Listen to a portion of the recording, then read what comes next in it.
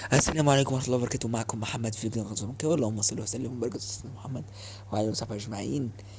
ادعوا لاخواتنا ربنا ينصرهم، وادعوا لاهالينا في المغرب ربنا يكرمهم ان شاء الله، وادعوا لاخواتنا وربنا يعزنا جميعا ان شاء الله. فيديو جديد بعنوان اضرب يا ادي يا. بامانه النهارده ماتش، النهارده كان كله اضرب يا ادي يا. والله بامانه يعني اللي يعرف الفيديو ده يعني هيضحك ضحك السنين.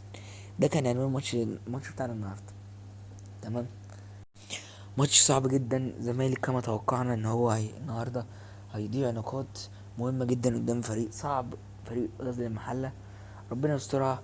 يعني مهما اتكلمنا ومهما قلنا برضو رجعت ديما لعادتها القديمة. وخلاص هو الراجل الصراحة النهارده حاول ان هو يغير في طريقة لعبه شوية. نزل احمد ربيع صاحب الهدف يعني، ونزل عمرو ناصر واحمد شريف ادى، واحمد حمدي طبعا. ادى شويه لعيبه، لكن برضه في الاول وفي الاخر الموضوع صعب جدا يا جماعه، الموضوع صعب جدا. مدرب بصراحه يعني عامل ينكسف ومش هنخاف يعني. مدرب صعب بصراحه انه يكمل. اداء سيء جدا جدا جدا، مدرب جبان جدا جدا جدا.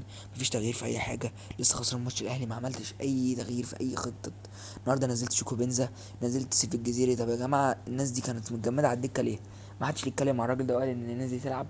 انا عايز اعرف يعني الدنيا ماشيه ازاي جوه لما راجل زي ده انت لا تقول له لعب معرفش فلان ولا تلعب معرفش إيه. فده كله احنا بنتكلم فيه. فهو خلاص كده اعتقد الفرصه خلصت لهذا المدرب. ونركز بقى، التوقف جاي اهو. دور على حد جديد، دور على حد يكون يعرف يمشي اللعبه دي. لان كده الصراحه العمليه بقت صعبه قوي الصراحه. واحنا كده رايحين في منحنى خطر جدا جدا جدا. انا مش قادر اتكلم ولا قادر انطق الصراحه. والواحد الصراحه عرفان جدا.